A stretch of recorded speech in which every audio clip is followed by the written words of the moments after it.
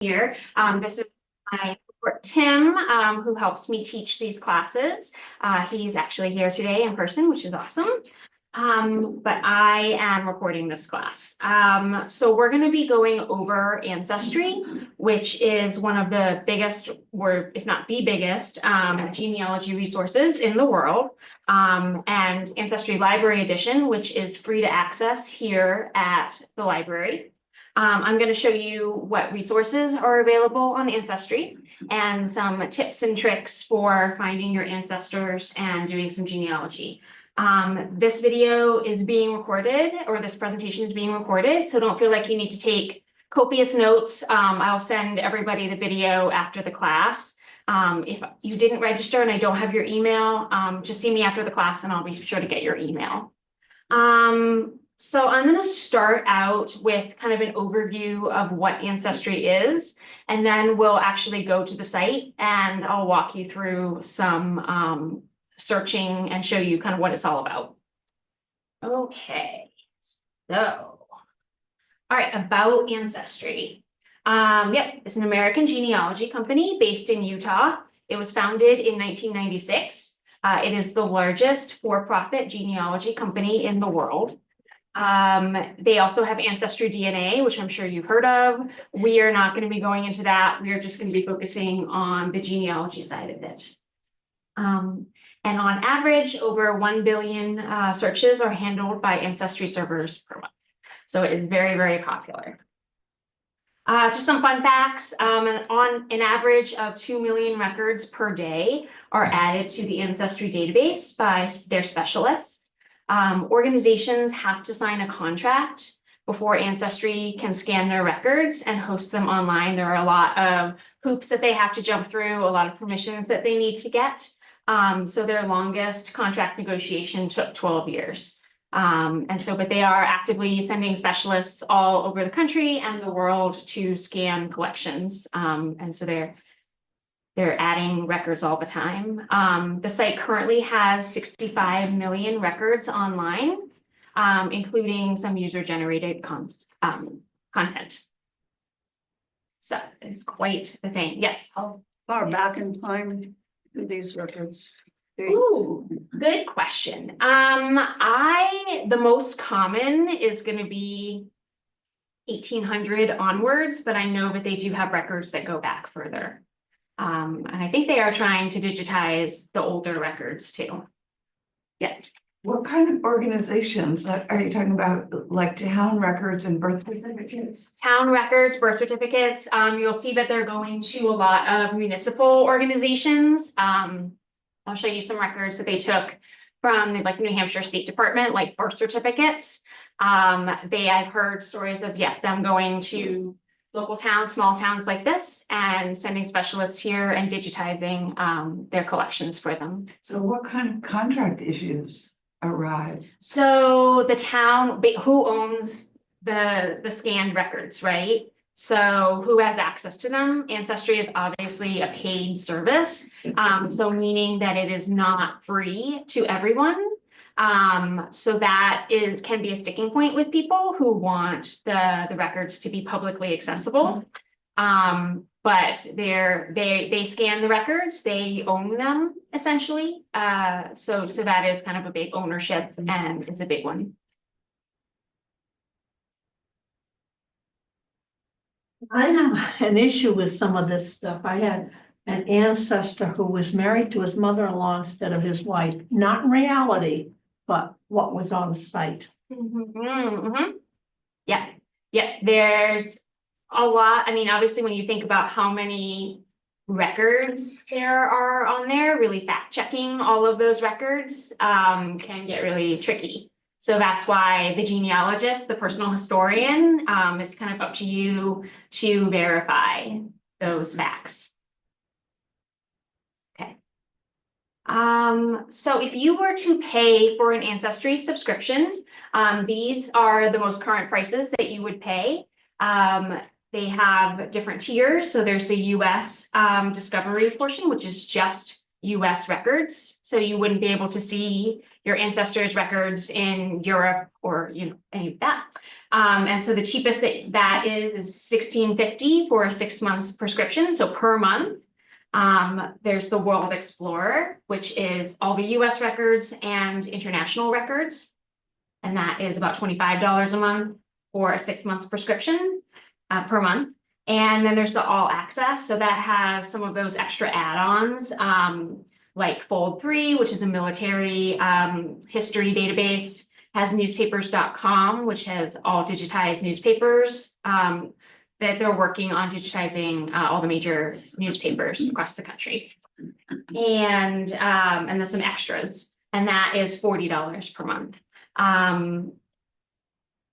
So that is obviously a chunk of money. That's expensive. We have Ancestry Library Edition here at Peterborough Town Library. So this is a free version of Ancestry.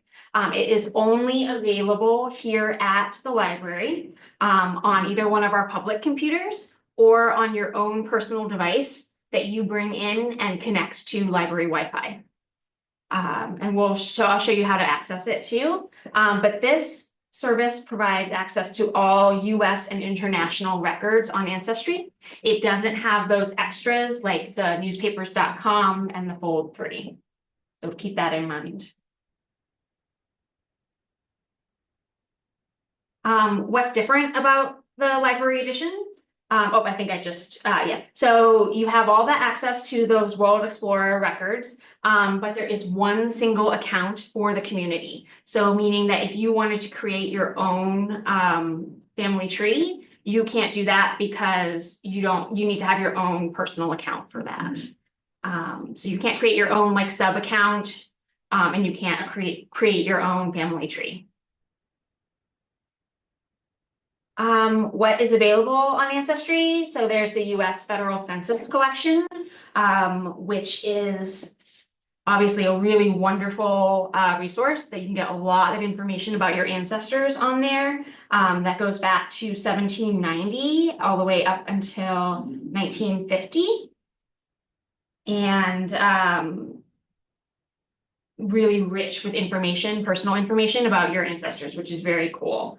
And always, I'll talk about this a little bit more, but always make sure you look at the different census records because census takers took down different information every year. So you might find out more about your ancestor when you look at all the different census years.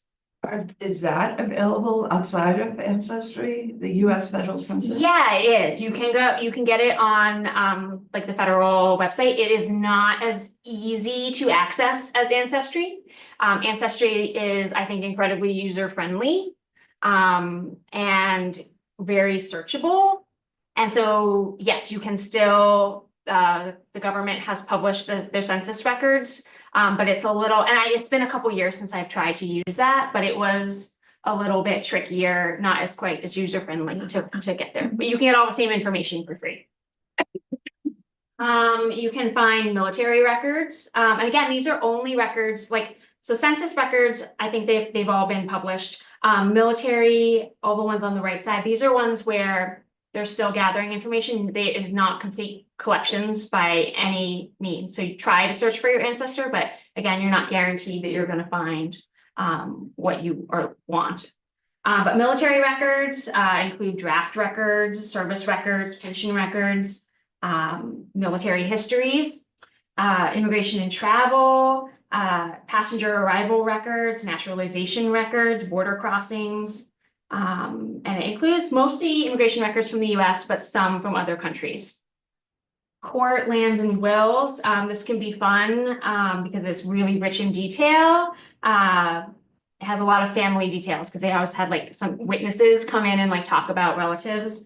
And I think there's also criminal records in this section too. So if you could find out some fun things about your ancestors. Directories and member lists. These records are helpful in placing your ancestor in a specific spot and time. And they include church histories, church records, alumni lists, yearbooks, professional directories, and phone books. So pretty cool. And then I'm just gonna go over some tips and then we'll dive into Ancestry. Basically, always talk to your relatives and find out if somebody has already started a family tree or has records that you might be able to look at. Obviously, the more information you have to start with, the more that you can verify a person. And you don't need to recreate it if it's already been done. So when you start, you want to choose one ancestor that you know the most about and can verify, and who were born before 1940. So anybody born after 1940, you run into issues with privacy laws. And so they generally don't publish anything for people who were born after 1940. So starting with an older ancestor is a better place to start. And when you search, include a birth date, a spouse's name, or known location for better results. Exact dates aren't necessary, and it's definitely possible to search by an approximate birth date. So if you know kind of roughly the year, always search for that. All right, search creatively. If your ancestors had names that could be easily misspelled or were, Americanized when they came to this country, you might need to perform multiple searches. Try browsing census records by location or searching for known neighbors to find your relatives.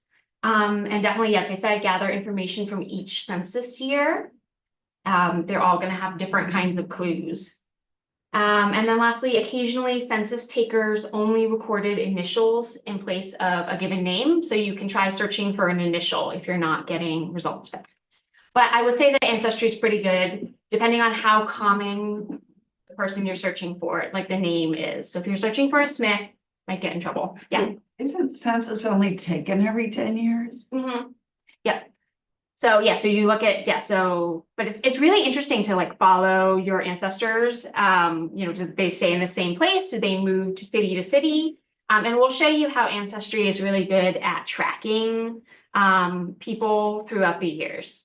So My grandparents, they kept every 10 years, the names are spelled differently. Yeah. Not because of them, but because of the illiterate census taker. yeah, there's some really interesting fun spellings that I found. Okay. All right, let's dive into Ancestry. Okay, so when you always want to access Ancestry through our webpage. If you try searching just ancestry.com when you get here, it won't work. So you want to go to our website first. So you're going to kind of hover over Research and Learn, and you're going to go down to Research and Databases.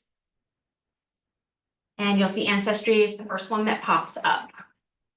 So you want to click Access Ancestry. And that will take you to our Ancestry Library Edition. You don't have to sign in, you don't have to do anything. So yeah, if you're using one of our public computers or you are connected to our Wi-Fi, you will have access to Ancestry. Yes. What's that thing in the picture called? This? Yeah. The car, the Ford. But Oh, the traveling library. traveling library. I was thinking bookmobile the other day. It is kind of a bookmobile, right? Yeah.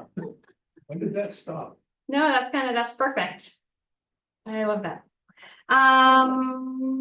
Okay, so the first thing that you want to pay attention to. When did that stop? Oh, geez. Well, I think they were popular in the Great Depression, right? did you ever go to one in your own lifetime? No, never. Who's gone to one in their own lifetime? Oh, okay, then it's more than 100 years ago. It's just me. What, probably like 30s, 40s, maybe World War II killed it off. I don't know. Back in the 60s in Massachusetts, they would come to the schools. Oh, that's cool. Which I guess. Oh, yeah. The Scholastic. Yeah, I mean, the books were in the inside and then they expanded it in the parking lot, but Yeah. Yeah, this was like a mobile, it was like a van and you could walk in like 2 kids at a time and you were allowed to take out like. I think they still exist in really rural areas. But yeah, they're not here, but that's awesome. Okay, so first things first, Ancestry is gonna try to trick you on this page. So ignore this green box. This is Story Scout. This is a paid thing that Ancestry is doing. And if you start typing in information here, it's gonna take you to a page that says you need to pay for it. So if you ever get a page like that, just X out, you're not on Ancestry Library Edition anymore. So yeah, that is something Ancestry definitely does to try to trick you. What you want to do is click over here and to begin searching, or up here. But I like to just start here. So click begin searching, and then this takes you to Ancestry Library Edition. And everything here is free. So you can explore by all of those collections that we were talking about: birth, marriage, death, census, military. You can search by location, so you can see all the records that are in New Hampshire. And if you just want to see all of Ancestry's records, you can go down here to the card catalog. And this shows you, again, it's self-filtered. You can definitely use your filters, but it shows you all of the record collections that are in Ancestry. So that you just do that if you're bored and you want to just explore something. Not that page, the one before. What did you click on? Oh, view all yeah. in card catalog. Yeah, right down here on the bottom, view in card catalog. All right, so, whoops. So I like to just start with the search. Remember, you want to search with that ancestor that you know the most about. So I am going to be starting with my great-grandfather. And I'll just kind of guide you through how I would do a search. I'm very lucky that all of the names in my family are not very common, so that helps. So I am going to search for my great-grandfather, Ernest Wesley Enman. And I know that he lived in West Roxbury, Massachusetts. So I'm going to start typing, and it's great. It autofills for you, so you can just select that. And I know that he was born around the turn of the century, not exactly sure when. So I'll just type in 1898 and see what that pulls up. So I click search. Great.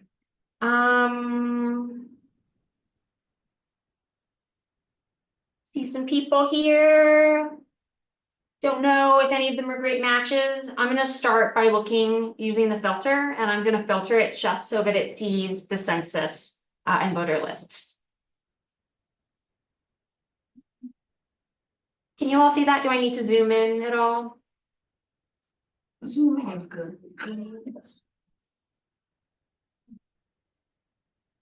There's a lot of word. Better. Better. Okay, awesome.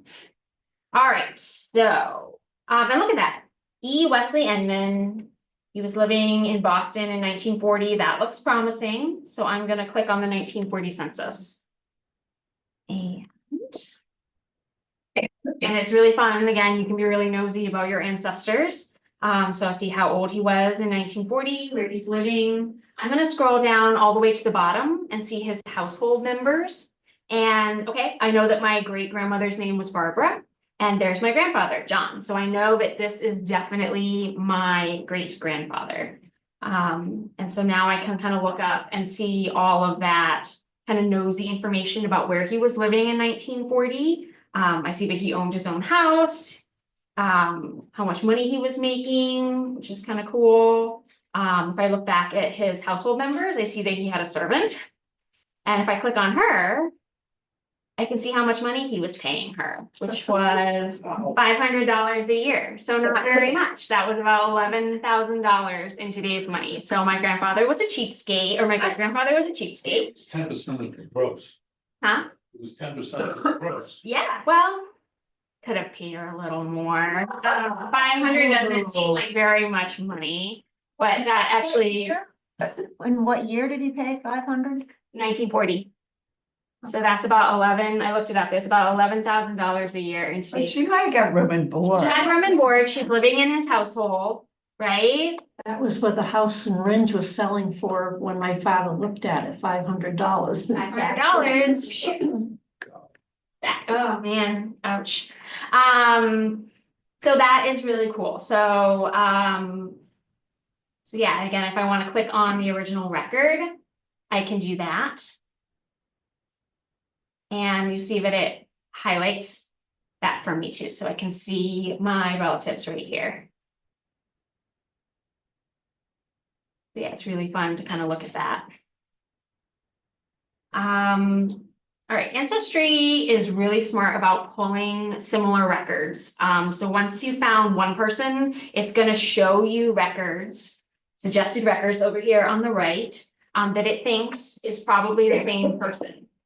So I can scroll down and it's going to show me other census records. It's going to show me marriage records. Now you see here where it says usnewspapers.com obituary, and it says sample. This is that extra paid newspapers.com service. So if I click on that, I see that I don't actually get to read the article. So this is like a teaser. Ancestry saying, you know, if you spend a little more, you could get this service. And so what I recommend doing is if you sign up for a free trial of newspapers.com, you get a week free. And so do all of your searching in that week. Is it 2 weeks now? Mm. So yeah, do all of your searching in that free window and then just cancel your subscription and then you don't have to pay anything. So, and I've definitely done that. If they get you hooked because, come on, you're not gonna get it done in 2 weeks. You're gonna want more information, so they know you're You gonna. can, that's when you can play that, you can get tricky with it. But I won't get into that. Okay, where are we at? Yeah, so I'm looking down at his kind of these associated records that Ancestry is pulling, which is really cool. Draft registration cards, city directories. Here I see his birth index record, which is kind of cool. And you see again, this is where Ancestry, their transcription is not always great because it's in Berlin, New Hampshire. And so that's probably Berlin, New Hampshire. And if I go to the actual record, yep, you can see that it is Berlin. Oh. So, and we have to be kind of creative with your spelling sometimes. But the fun thing is you can also see where these things come from if you click on source. So this is from the New Hampshire Department of State in Concord. And so the original document is still at the New Hampshire Department of State, right there. So that's cool. So you can always click on the source record and it'll tell you where it came from.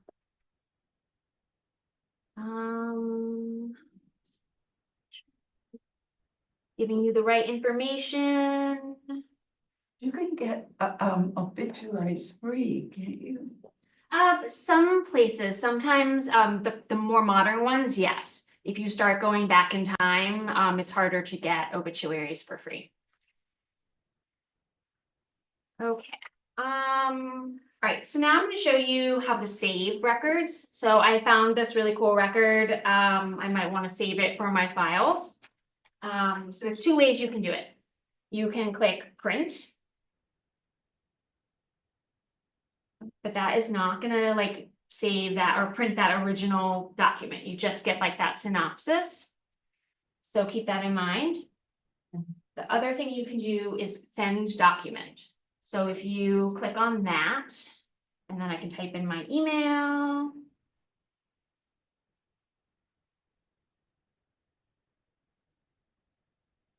Could you please show that again? Sure. So yep, so right here on the record, it says send your find home right here over here on the right. And then you just click on that and type in your email. And then if I go to my email and my other, and I should get it in a minute. It's being slow.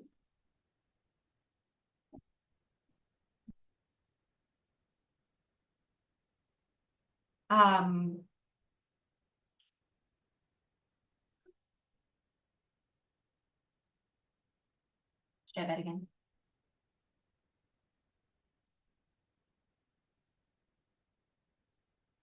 Right.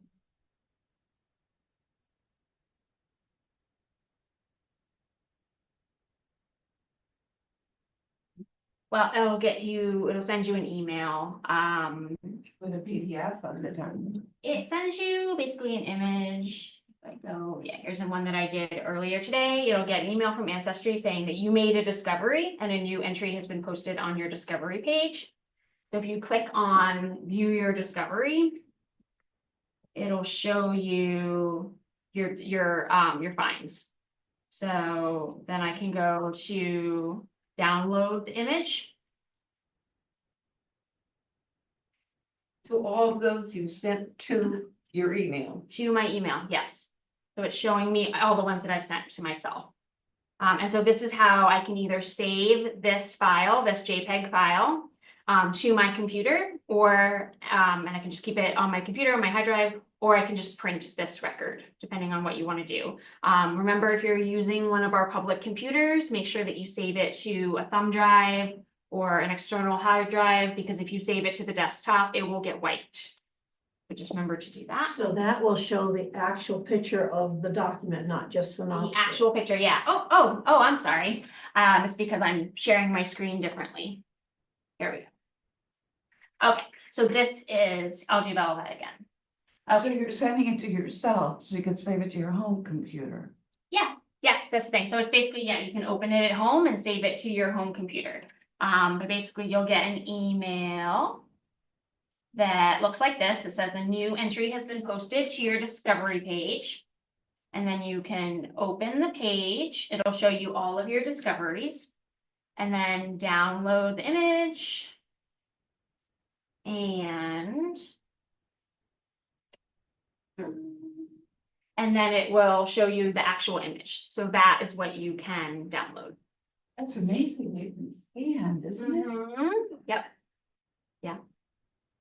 And Ancestry has like special like scanners and like scanning processes to get like really crisp records like this.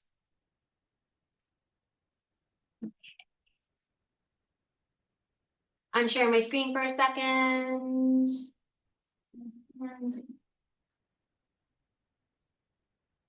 Would they have them way back to 1800?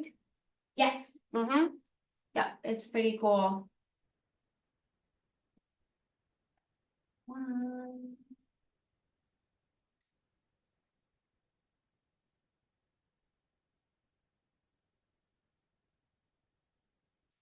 So, yeah, you can go back pretty far, which is very cool.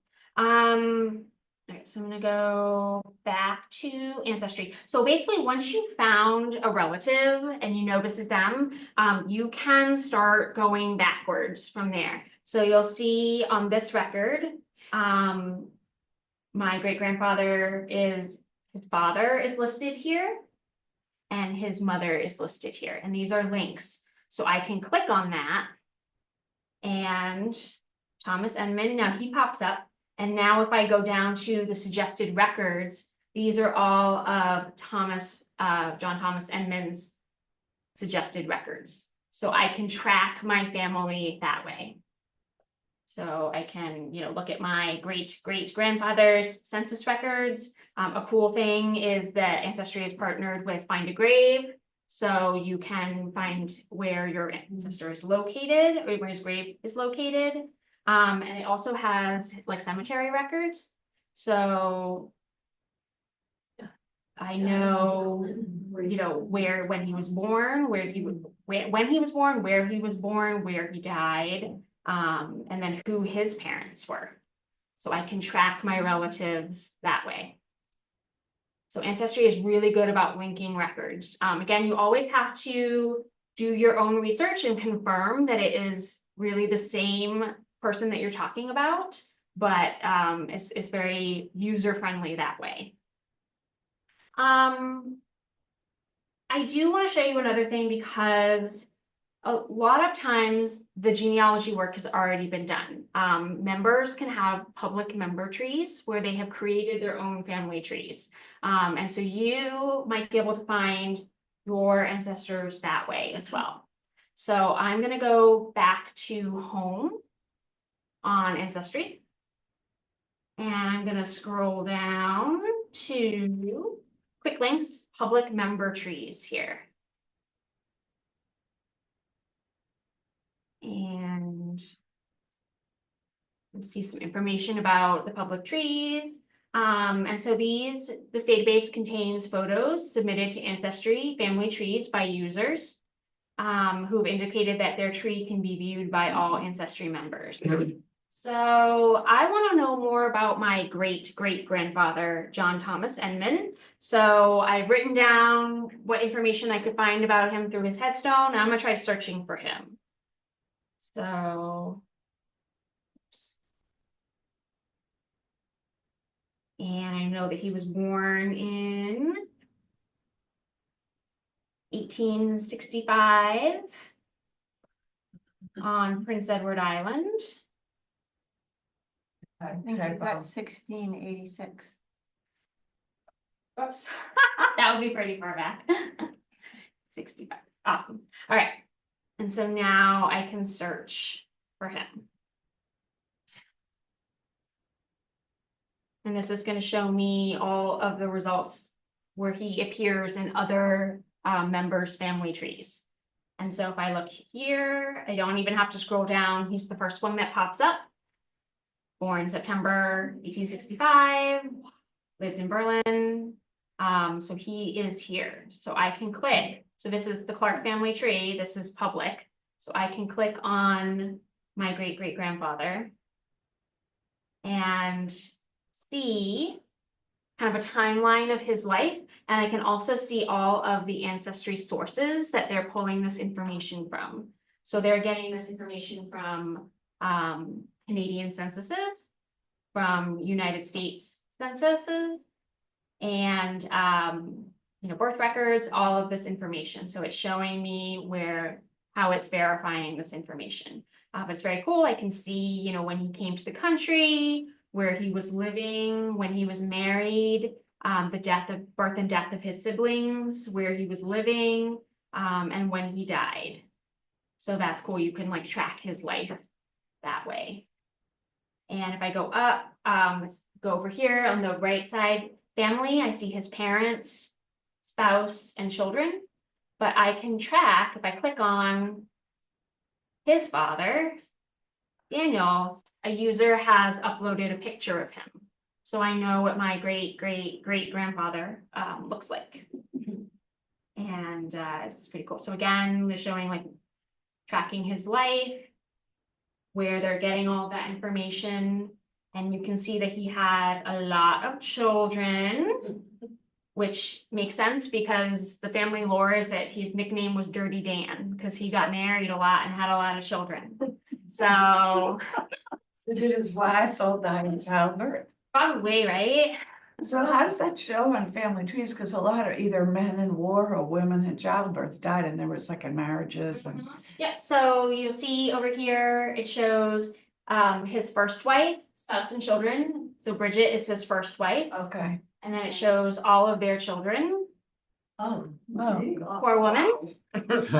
And I don't know if that's actually, because I think he was married more than twice. So I think that there's a mixed woman in there or two.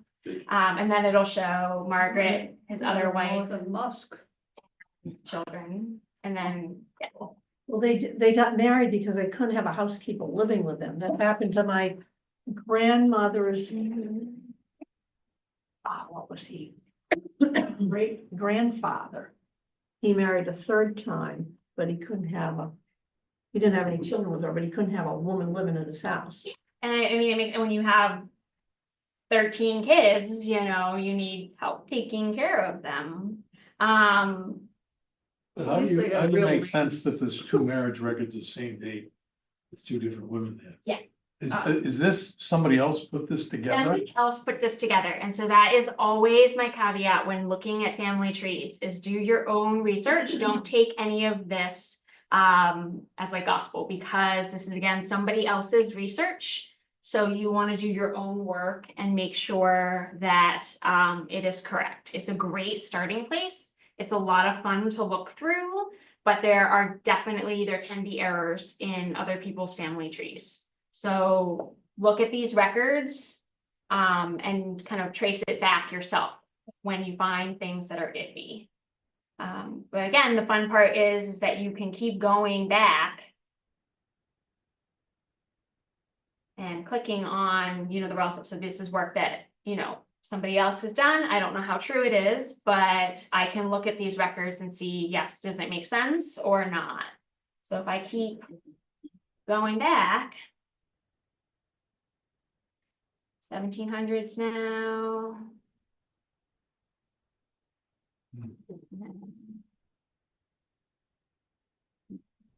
When we became Inmans, and when there's no more record, it will say unknown mother, so it'll be unknown right here. So Inman and Inman is just different spelling? Different spelling, yep. So when they were in England, it was Inman, and then when they came over here, it became Inman. So again, like this shows, yep, born 1677 in Providence, Rhode Island. And again, like not everything is super true, so I always look back at the records. And again, you see here where it's not showing census information anymore. So it's showing like, biographical records, books, community, family history. So this is where it's harder to prove that that is the actual bloodline. It's a little bit, It's got him 1677, parent born 1854. Yeah. So that's the thing. It always is iffy. That's 16. Oh, no, it was spouse. Yeah, 16. So spouse was Oh. born. Yep. So these are his parents. 16, not an He 8. was born, 1677. Parents were born 1654. Spouse born 1684. Too small. Right? Can I make it bigger?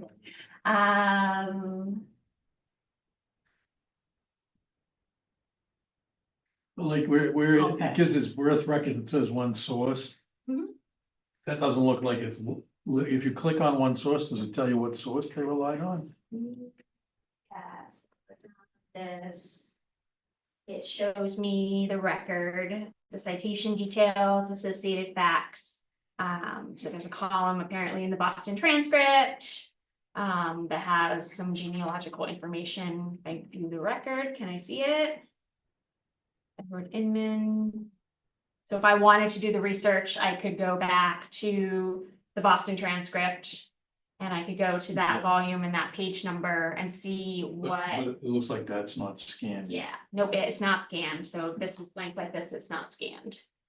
So this is again where it's a fun tool and it's really fun to kind of see how far back you can go, but you have to do your own genealogical research to confirm.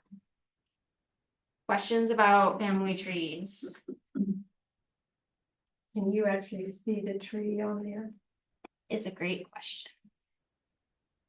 What was the question? You see the tree. If I click Clark family tree, view tree. Let me, Tree. so yes, you can view the tree.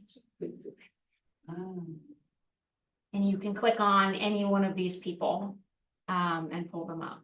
And if you want to keep going back further. So if you don't have a picture, it's blue and pink for the gender. Yeah. Do you know if they have DAR records? I don't know if those have been scanned yet. I can look that up. I don't know, Tim, if you want to search that for me.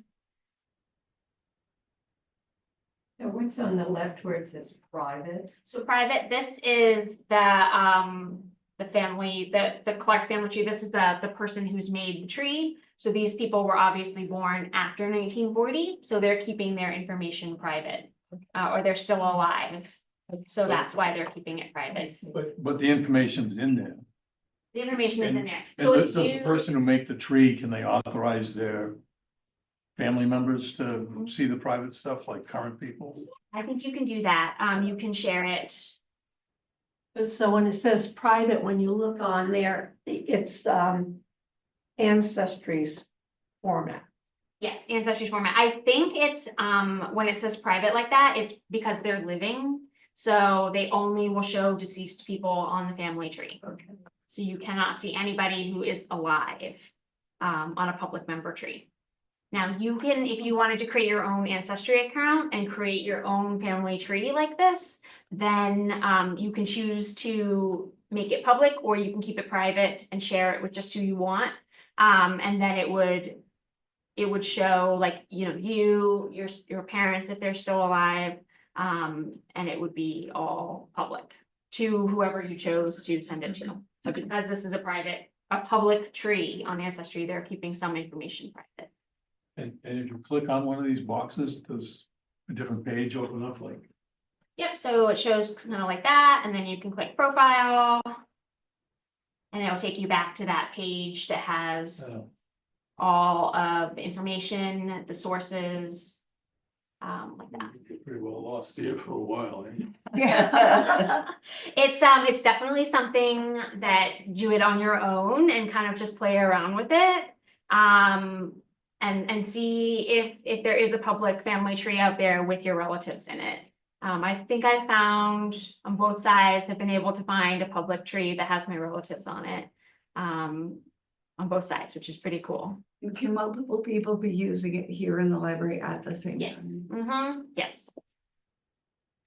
And it has 152 volumes of DAR stuff.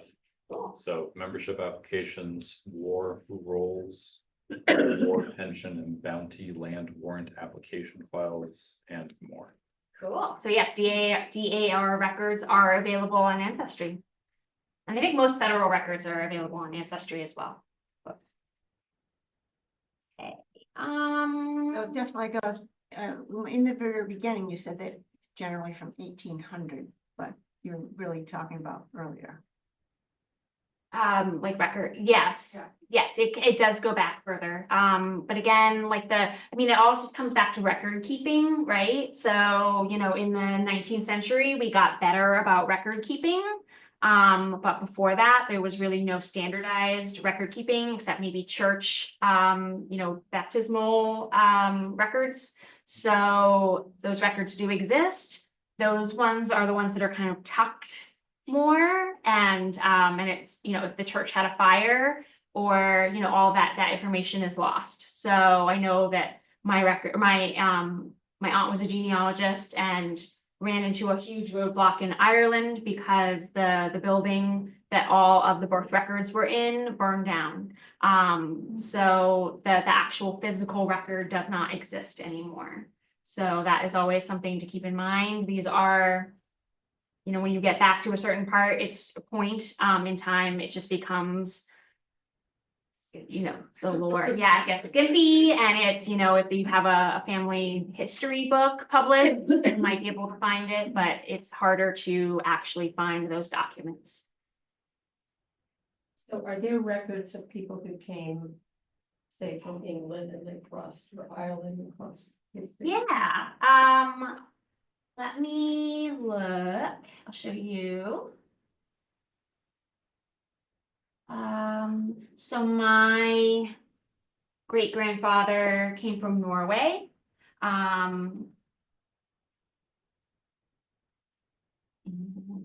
In Massachusetts.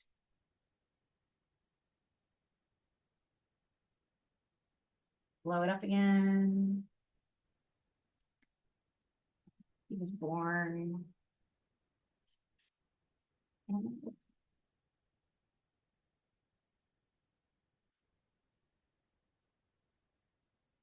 So yeah, my ancestor came and went through Ellis Island And so if I go, that's him. If I go here, and if I go down to his associated records, pretty sure. Yeah, if I go to, there's his naturalization record. If I do some digging, I can find out when he came. So actually what I can do is, all right, so that's him. I want to find when he came, so I can use that filter, that immigration filter. And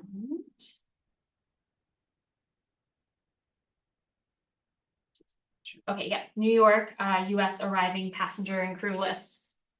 So I can see that is his Norwegian name before it was Americanized, where he came from, and where, what port he left from. Actually, this is not him, but this is like an example of mine. He came in like the early 1900s, but yeah, this is why, again, always check the spellings, make sure it's him. But this is an example of what you can find.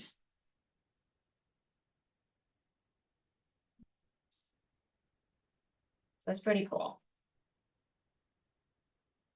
And a lot of my records was actually driving, going to town clerks, going to the cemeteries. Yeah. Well, of course, those are in New England, but So it's very cool. So I definitely, So that was the record when he left. yeah, oops. So it has, if it's been scanned, it'll have the record of when he left in Norway and then when he arrived in the United States. So, and again, the immigration records are not super, there's not a lot of information in them. It'll usually just be the name, what ship he traveled on, and when he left and arrived. Sometimes click on that record because you'll see if he was traveling with family, like who he came with. And so you can find out more about, so this, I can't find my great grandfather, but I found out that his two older brothers came to the US before him when they were like 17 and 18, came by themselves with no family.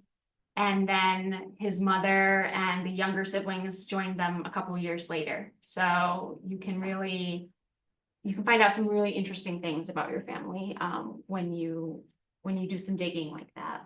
Could you look it up by ship? Yes, if you know the ship, you can see if those records are there. To see who else was on the ship with him. Yeah, that's the thing. Yeah, keywords, so you could type in the name of the ship there, and you can see if that would pull it up. You can just look at arriving passenger collections.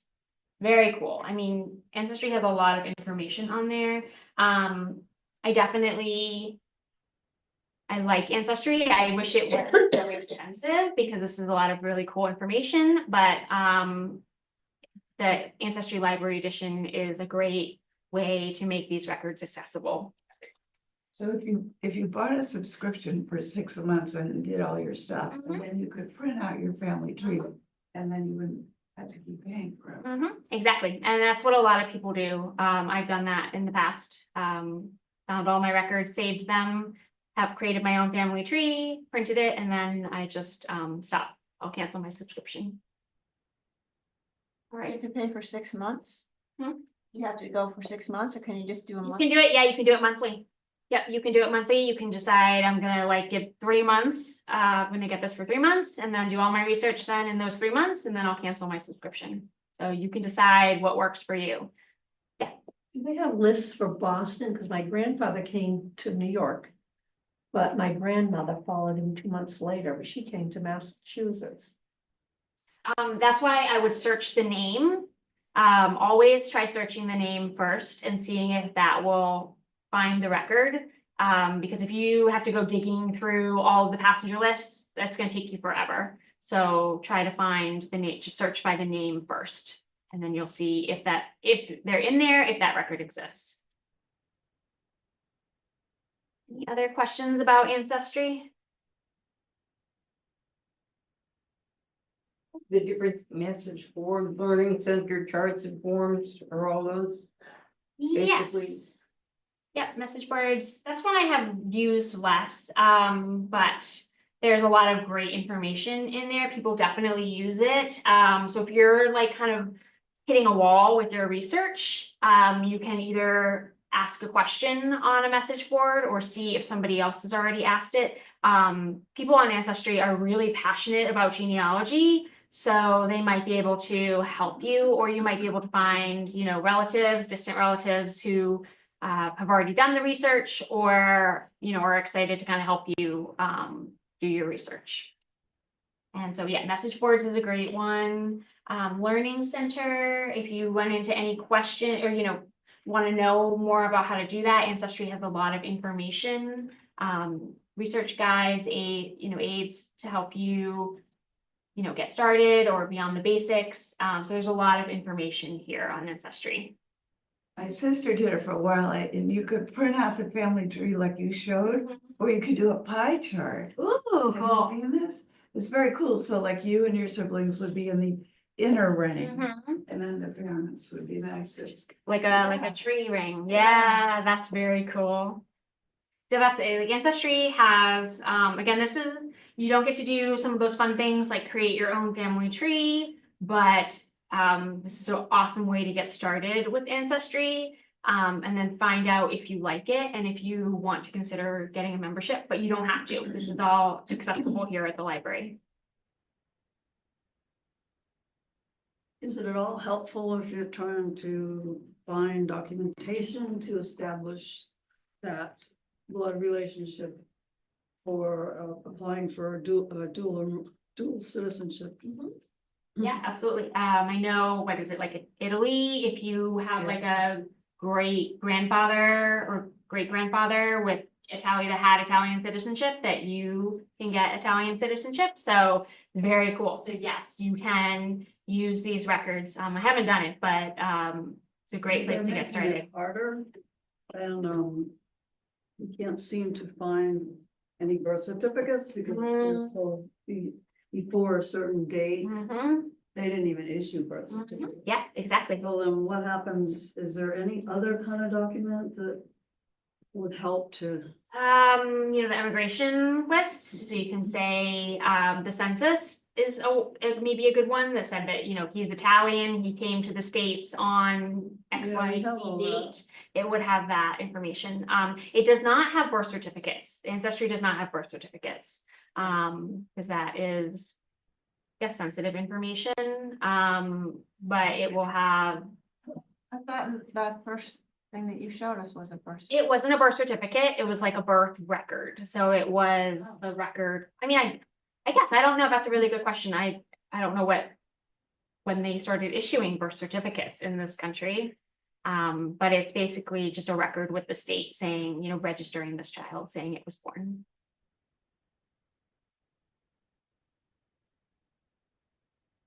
All right. Yeah. Awesome. Okay, I'm gonna go ahead and stop sharing my screen and end the meeting.